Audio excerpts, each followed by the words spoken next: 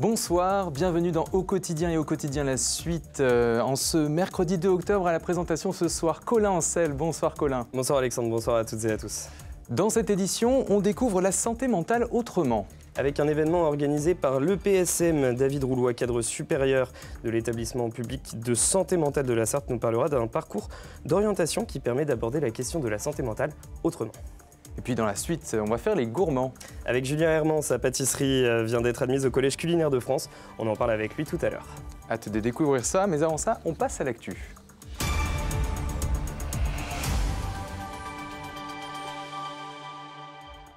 Au sommaire de ce mercredi 2 octobre, notre série sur la Semaine Bleue continue. Dans cette semaine consacrée aux personnes âgées et comment vieillir en Sarthe, immersion dans une marche intergénérationnelle qui avait lieu ce mercredi après-midi à Arnage. Et nous y étions d'ailleurs sur place. À Sablé-sur-Sarthe, la compagnie de danse L'Éventail cesse ses activités. Elle organise donc un vide costumier pour redonner vie à ses pièces. Et puis enfin, nous prendrons la direction d'une exploitation agricole qui sera bientôt modélisée et jouée partout dans le monde. Une ferme sartoise qui sera le décor d'une carte de jeu vidéo, du jeu vidéo Farming Simulator, découverte en fin de journal. La Semaine Bleue continue donc avec une activité de marche intergénérationnelle. Depuis ce lundi, nous réalisons une série de reportages à l'occasion de cette semaine sur les personnes âgées. Et bien ce mercredi après-midi, près de 80 personnes se sont rassemblées pour faire une marche de quelques kilomètres autour du plan d'eau de la Gemmerie à Arnage. Des seniors, mais aussi un groupe d'enfants ont participé à cette balade. Reportage d'Alexandre Ferrer. Vêtus de bleu, à l'occasion de la Semaine Bleue, les aînés s'échauffent avant une marche de 5 km autour du lac de la Gemmerie. Grands, mais aussi petits, étaient conviés. On a vraiment toutes les générations. On a le plaisir d'accueillir les enfants de l'accueil de loisirs de la ville d'Arnage. Donc c'est vraiment intéressant. Et donc des seniors, des adultes. Voilà, donc on a un nombre très satisfaisant de personnes participantes. Près de 80 personnes se sont réunies pour partager cette balade, adaptée au rythme de chacun. Oui, ça fait du bien parce que là, moi, je suis une aînée quand même. Hein, j'ai dépassé les 80 ans maintenant. Et alors, je ne suis pas une randonneuse, mais je fais du sport toute seule, un peu de vélo, je marche, je tombe à plus et tout. Mais là, j'ai dit, allez, je me force un peu, ça fait quand même un grand tour. Hein. Une activité sportive organisée par le CCAS d'Arnage en partenariat avec la Maison des Habitants. L'occasion aussi de pouvoir sortir en groupe. Aujourd'hui, on en a besoin dans notre vie de tous les jours. De se retrouver avec les gens parce que forcément on a plutôt des périodes, des gens vivent individuellement. Des petits bouts de chou là qui crient, qui s'agitent, ça met de la joie, hein. Je sais pas, c'est vivant en fait. Après l'effort, le réconfort, la Semaine Bleue continue en Sarthe. Jeudi 3 octobre, un forum senior à l'espace culture Léolienne est proposé de 9h30 à 17h. On parle maintenant avec l'invité de notre journal d'un événement qui vise à promouvoir la santé mentale. David Roulois, cadre supérieur de santé à l'établissement public de santé mentale, l'EPSM d'Allonnes. Et oui, bonsoir, bienvenue sur notre plateau. Bonsoir Colin, merci. Ce samedi 5 octobre, l'EPSM organise un parcours d'orientation de 5 km. Ça a lieu à Allonnes, dans le parc de l'hôpital, 35 hectares quand même, à partir de 14h30. Alors le but c'est de parler de la santé mentale, mais d'en parler de manière plus ludique, c'est ça ? Et effectivement, en fait, cet événement, il s'inscrit dans un événement inaugural des semaines d'information santé mentale. C'est une quinzaine, ça dure une quinzaine de jours, 2 semaines, sur lesquelles des événements sont organisés. Et en préambule de ces semaines d'information santé mentale, l'EPSM organise cette journée inaugurale. Et alors pourquoi organiser justement cet événement avec un parcours d'orientation ?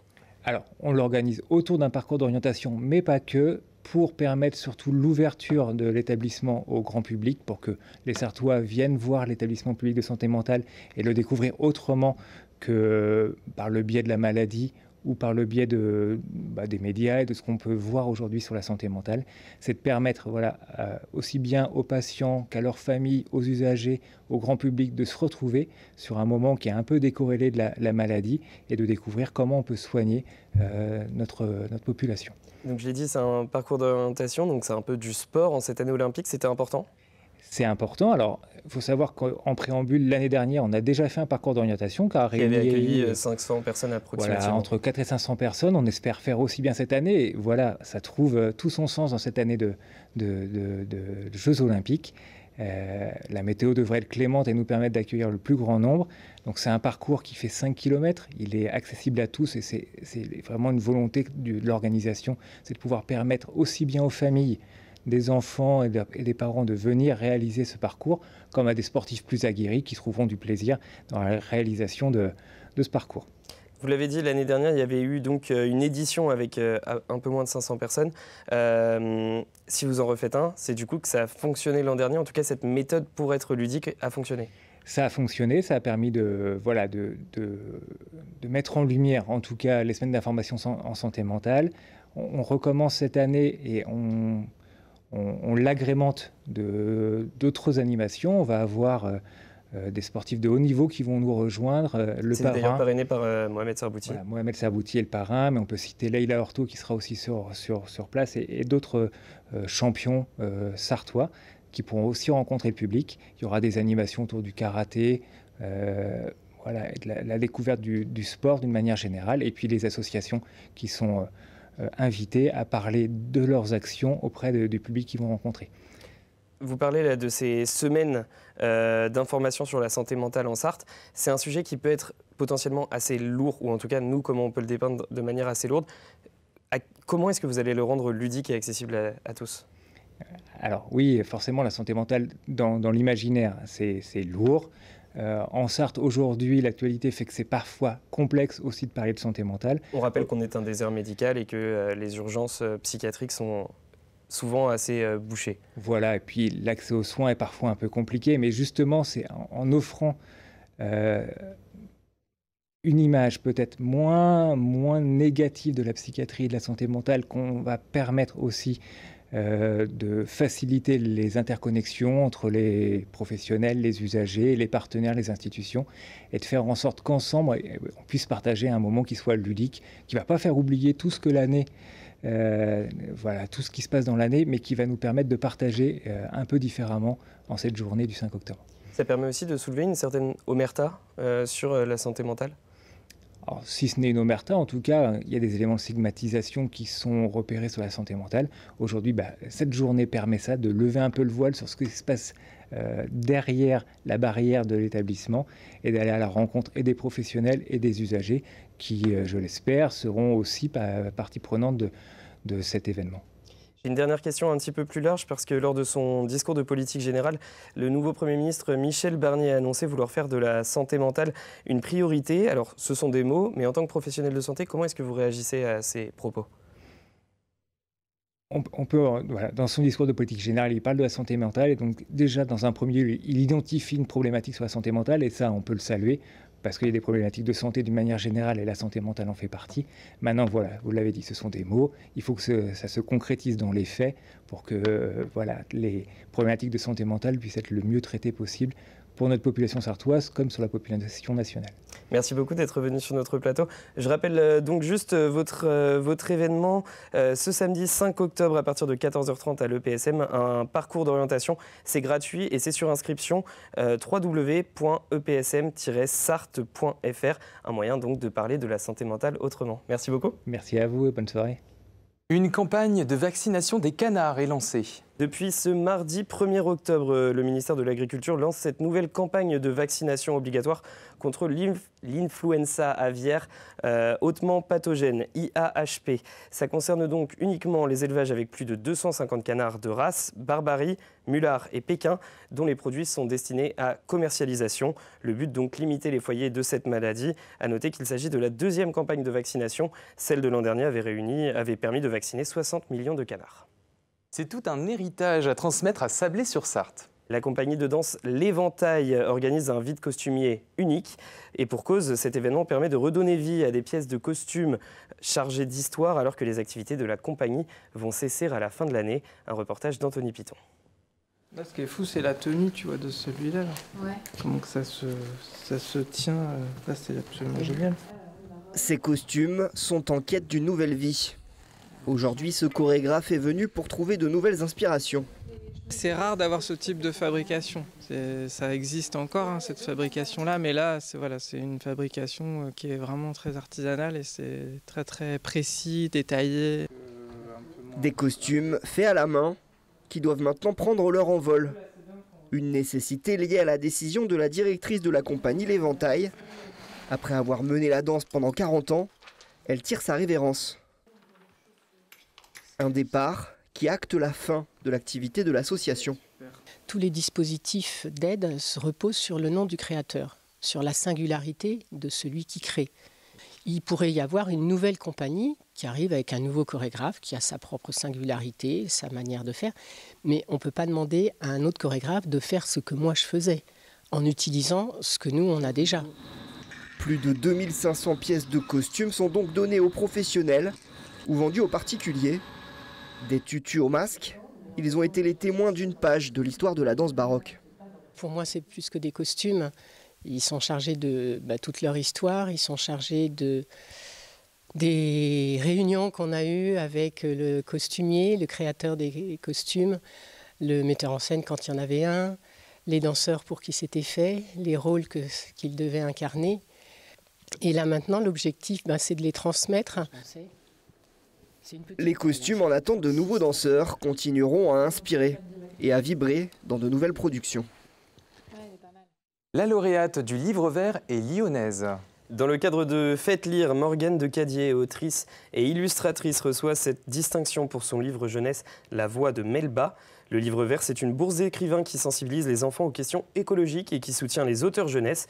L'ouvrage de Morgane de Cadier sera donc distribué dans toutes les écoles de la métropole ce jeudi. Un joli coup de projecteur pour l'autrice. Ravie de cette récompense, écoutez.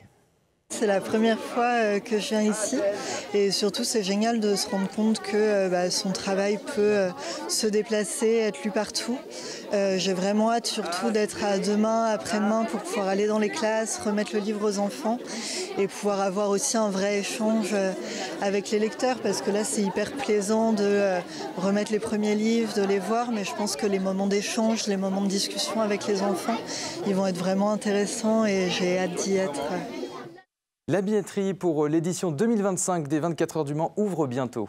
Et oui, c'est toujours un moment un peu de pression pour tous les fans d'automobile. Est-ce que je vais réussir à avoir ma place ou non? Et cette année, il n'y a pas d'exclusivité sartoise. Pour être le premier ou la première à décrocher une place, il faut être membre ACO. Ouverture le mercredi 6 novembre à 10h. Pour le grand public, ce sera une semaine plus tard, le mercredi 13 novembre à 10h. Pour une semaine de course, il faudra débourser 118 € en plein tarif. L'année dernière, 329 000 spectateurs sont venus aux 24 heures. Pour les 24 heures moto aussi, on connaît l'ouverture de la billetterie. Elle ouvrira le 17 octobre à partir de 14h. L'occasion aussi de dévoiler l'affiche de cet événement. Le tarif pour une entrée semaine est de 71 € jusqu'au 31 janvier, puis 89 € après cette date. L'an dernier, 78 800 spectateurs sont venus au circuit. Direction une exploitation agricole qui sera bientôt le terrain de jeu de centaines de milliers de personnes. Et oui, c'est dans le monde virtuel. Est-ce que vous connaissez le jeu Farming Simulator, Alexandre? Je connais Colin, mais je n'y ai jamais joué. Eh bien, c'est un jeu vidéo qui permet de vivre à travers l'écran la vie d'un agriculteur. La ferme de Julien Lepelletier à Domfront en Champagne va être modélisée et sera disponible au printemps 2025. La rédaction de LMTV Sarthe s'est intéressée à cette exploitation dans ce reportage. Regardez. Du virtuel au réel, il n'y a qu'un pas. Bientôt, les joueurs de Farming Simulator pourront évoluer dans une ferme française, fait assez rare, dans une ferme sartoise pour la première fois. C'est quelque chose qui est quand même pas courant, de pouvoir avoir l'occasion d'avoir sa ferme, son paysage, la commune d'à côté sera dans le jeu, quoi. L'idée, elle vient de Dylan, alias Zero sur YouTube. Depuis 2 ans, le créateur de contenu agricole réalise régulièrement des vidéos sur cette exploitation et connaît bien le jeu Farming Simulator. Mes vidéos font des milliers, voire des centaines de milliers de vues à la ferme et les abonnés voulaient jouer en virtuel à ce que je pouvais montrer et aussi faire en réel. Donc je me suis dit l'idée est top, tout le monde est d'accord, donc on va faire ce projet. S'ensuit des mois de prise de vue et de mesures pour reproduire la ferme au plus proche possible de la réalité et donner envie aux plus jeunes de se rapprocher de la filière agricole. Je me rends bien compte que sur la génération d'après, c'est un jeu qui est très très joué et que beaucoup sont attirés par l'agriculture à travers ce jeu. Et les jeunes peuvent apprendre comment faire du foin, c'est-à-dire qu'il faut couper l'herbe, la faner, l'endainer, la presser. C'est des choses que naturellement ils ne connaissent pas. Le jeu est téléchargé par des millions de personnes. Le dernier grand opus sorti sur tous les supports en 2022 enregistre 6 millions de ventes dans le monde entier. Il y a beaucoup d'étrangers qui veulent des fermes comme ça et non des fermes américaines avec des champs qui font des centaines et des centaines d'hectares. Ça va juste permettre de faire découvrir notre agriculture, nos paysages au reste du monde. Et même s'il connaît parfaitement le lieu, l'agriculteur de 37 ans compte bien tester aussi sa ferme. J'y jouerai pour essayer, bien évidemment, avec mes filles qui sont impatientes de découvrir ça en virtuel, ce qu'elles connaissent au quotidien. C'est sûr, je serai sans doute le premier acheteur. Le jeu sera disponible le 12 novembre prochain, mais pour la carte sartoise, il faudra s'armer de patience. La sortie est estimée au printemps 2025. C'est la fin de notre journal. On se retrouve dans la suite de Quotidien avec notre pâtissier Julien Herman, admis au Collège culinaire de France. Après une courte page de pub et de météo, à tout de suite.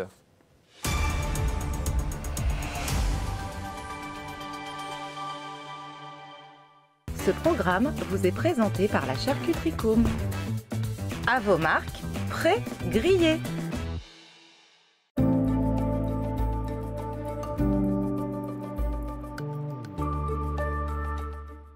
Bonsoir messieurs, dames, ravi de vous retrouver pour ce nouveau bulletin météo. Denis Delcourt pour vous accompagner sur LMTV Sarthe avec des conditions météo plutôt calmes. Au cours de ces prochaines heures, à l'image de cette carte, le ciel sera plutôt bien dégagé sur l'ensemble de notre département, mais également sur nos départements voisins. Côté température, celle-ci, vous le voyez, évolue entre 13 et 15 degrés, avec 13 degrés à Blois, 14 degrés à Tours, ou encore du côté de Montval-sur-Loire, 14 degrés, également pour Laval ou encore pour la Flèche, 15 degrés au Mans, à Alençon ou encore du côté d'Angers. Alors malheureusement, pour la journée de jeudi, vous le voyez, des conditions alors certes très calmes, mais quand même les nuages resteront assez nombreux au petit matin. Alors quelques rayons de soleil tenteront quand même de faire de la résistance. Côté température, celle-ci évolue entre 7 et 9 degrés au lever du jour, avec 7 degrés du côté de Tours, comptez 8 degrés à Vendôme, 9 degrés du côté de Laval, pour la Flèche ou encore du côté d'Angers, idem pour Alençon ou encore à Mamers. Pour la suite de votre journée, les quelques nuages présents en matinée vont se disperser, ils vont laisser place à quelques rayons de soleil un petit peu plus francs. Côté température, celle-ci évolue entre 16 et 18 degrés, comptez 16 degrés au Mans ou encore du côté de Mamers, 16 degrés également à Vendôme, 17 à Tours ou encore du côté de Blois, 18 degrés pour Laval ou encore du côté d'Angers. Vendredi, le soleil devrait s'imposer assez facilement sans l'ombre d'un nuage. Malgré tout, c'est vrai que les températures seront un petit peu limites entre 15 et 18 degrés, avec 15 degrés du côté de la Ferté-Bernard, 17 degrés au Mans. Pour la journée de samedi, un ciel qui restera plutôt lumineux, mais on affinera tout ça lors d'un prochain bulletin météo. Le temps pour moi de vous souhaiter une très bonne soirée et une bonne suite des programmes.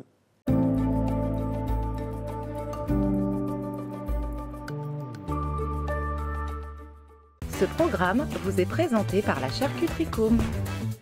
À vos marques, prêts, grillés.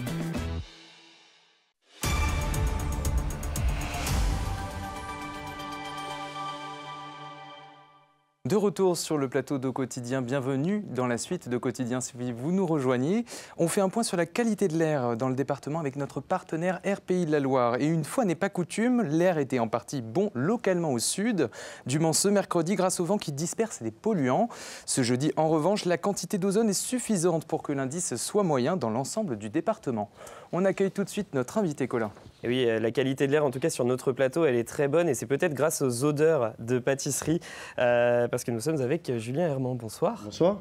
Alors, la pâtisserie que vous tenez avec votre compagne Marceline vient d'être admise au Collège culinaire de France. C'est la seule pâtisserie de la Sarthe et l'une des seules dans la région. Il y en a deux dans la région. Pour faire rapidement, le Collège culinaire de France, c'est un collectif qui est créé par des grands chefs, qui fédère plus de 3000 artisans. Le but, c'est défendre le consommé local avec des produits du territoire et de saison. Moi, ma première question, c'est comment est-ce qu'on obtient ce label ? Alors tout d'abord, il faut candidater. On ne vient pas nous chercher. Ou alors, il faut être parrainé par d'autres personnes faisant partie de cette association. Donc nous, on a lancé une candidature il y a 2 ou 3 mois à peu près, juste avant l'été. Et puis, donc, on avait toutes les bases, on va dire, pour pouvoir entrer dans cette association. Donc travailler avec des producteurs locaux, faire du 100% maison, avec des produits de qualité et militer pour l'artisanat. Donc c'est ce qui a fait qu'on a pu rentrer dans le Collège culinaire de France. Et de quelle manière vous avez obtenu cette distinction ? Alors en fait, ce sont les chefs fondateurs qui se regroupent, qui examinent les dossiers. Et après, à l'unanimité, il faut que le choix soit accepté. Et alors pourquoi est-ce que vous avez décidé d'y participer ? Qu'est-ce que ça peut vous apporter ? Alors déjà, c'est mes parents qui tenaient un restaurant au Mans, plusieurs même, faisaient partie de cette association. Donc je connaissais déjà depuis un moment. Et c'est assez prestigieux hein, comme association. Tout le monde n'en fait pas partie. On n'est que 3000 en France finalement, donc c'est quand même plutôt bien. Et puis, vous avez un sentiment de fierté du coup? Oui, on est assez fiers, oui, déjà au bout d'1 an et demi, parce que ça fait à peine 1 an et demi qu'on a ouvert. Et donc déjà pouvoir être dans cette association, c'est super. C'est le travail qui est mis en avant et tout ce qu'on fait depuis 1 an et demi pour faire progresser la boutique qui est mis en avant. Donc oui, on est assez fiers. Ouais. Et donc cette distinction, elle change quelque chose pour vous? Alors dans notre travail, elle ne va rien changer parce qu'on sera toujours aussi exigeant et pointu sur la qualité de ce qu'on peut offrir à nos clients. En revanche, c'est un label pour les gens qui connaissent cette association, parce qu'elle n'est pas non plus connue par tout le monde. C'est un label et un gage de qualité, quoi. Vraiment, normalement, on n'est pas déçu quand on va dans un restaurant ou qu'on choisit un producteur ou une pâtisserie qui fait partie du Collège culinaire de France. En 2022, vous avez terminé finaliste du championnat de France des desserts. C'est-à-dire que vous aimez un peu ces compétitions, ou en tout cas ces distinctions? Oui, ça fait plaisir de participer, ça nous challenge. Et puis ça sort un petit peu de la routine de tous les jours, d'aller à la boutique ou avant où je travaillais, de la mise en place. Et puis une fois que la journée est finie, on rentre. Là, vraiment, on a autre chose à penser, on s'entraîne. Et puis ça permet aussi de rencontrer d'autres confrères et de voir ce qui se fait ailleurs et de progresser. Voilà. On essaye toujours de progresser, on n'est jamais sur nos acquis. Voilà. On a vu quelques images de votre boutique où il y a des produits de partenaires et donc des mets locaux également. Vous êtes formé au Mans et en Sarthe. Et à quel point c'est important pour vous de valoriser notre territoire? Bah déjà, moi je suis sartois, donc j'aime la Sarthe. Et puis je le revendique. Et puis travailler avec des producteurs locaux, c'est boucler la boucle. En fait, on essaie de pouvoir faire vivre à notre échelle les artisans, les producteurs autour de nous. Et puis, après tout ce qu'on entend en ce moment sur les produits qui viennent de l'étranger, etc., c'est important de valoriser le terroir d'où on vit, en fait. Alors, par exemple, vous avez amené 3 belles pièces sur notre plateau. La recette de ces 3 pièces, est-ce que c'est local? Alors, il y a beaucoup de produits locaux dedans. Alors, il y en a certains où il y a des produits qui ne sont pas locaux, évidemment, les calamansi, l'ananas dans le dessert et la noix de coco dans le dessert exotique sont français, viennent des îles françaises, mais en revanche, on a la farine de sarrasin qui est locale, on a le miel qui est local aussi, qui vient de Saint-James-sur-Sarthe, la crème est locale, les œufs aussi, on les prend à la ferme de Spey Bioavenir. Donc on essaye vraiment Les petites fleurs qu'on met sur nos gâteaux sont cultivées dans notre jardin à Marceline et moi. Donc comme ça, il n'y a pas de pesticides, il n'y a rien du tout. On fait pousser à Trangé, donc il n'y a pas plus local, quoi. Et justement, dans votre boutique, il y a aussi quelque chose qui dit qui sont vos partenaires, etc. Le but, c'est aussi de les mettre, eux, en lumière. C'est ça. On a un tableau, on est transparent avec nos clients. Donc sur le tableau, derrière la vitrine, il y a tous nos fournisseurs, producteurs et artisans avec qui on travaille. Et on essaye aussi, pour chaque artisan, de vendre un de leurs produits dans notre épicerie. C'est-à-dire qu'on travaille avec la distillerie Pelletier, par exemple, et bien on vend leur jus de pomme, on vend leur vinaigre de cidre que j'utilise dans les desserts. Idem pour la bière Malt ou le miel de Saint-James-sur-Sarthe. On essaye vraiment, chaque producteur, d'avoir un produit à lui en vente dans notre vitrine. Comme ça, la boucle est bouclée. Les gens qui aiment leurs produits peuvent les retrouver en vente chez nous. Donc on essaye de mettre vraiment en avant nos partenaires, on va dire ça comme ça. Alors c'est une pâtisserie donc, qui a 1 an et demi d'existence. Si vous voulez suivre un petit peu les aventures de cette pâtisserie, vous pouvez aller sur Instagram, dessert par Julien Herman.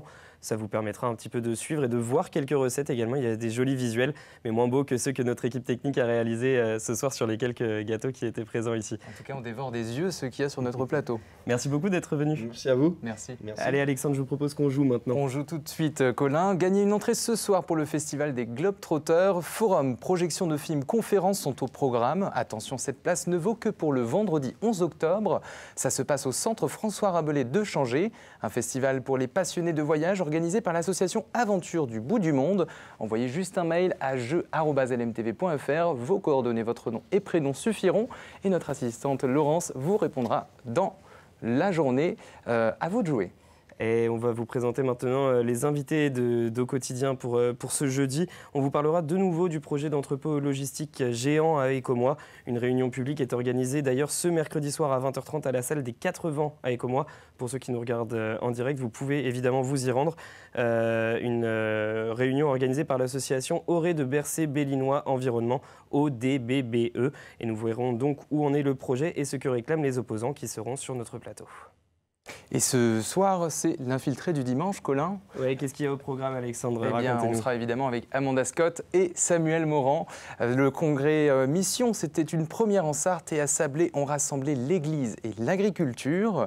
Et puis, direction la Bazoge pour les virades de l'espoir. On courait contre la mucoviscidose. Évidemment, il y aura un détour par les 24 heures camions sur le circuit avec de très jolis camions.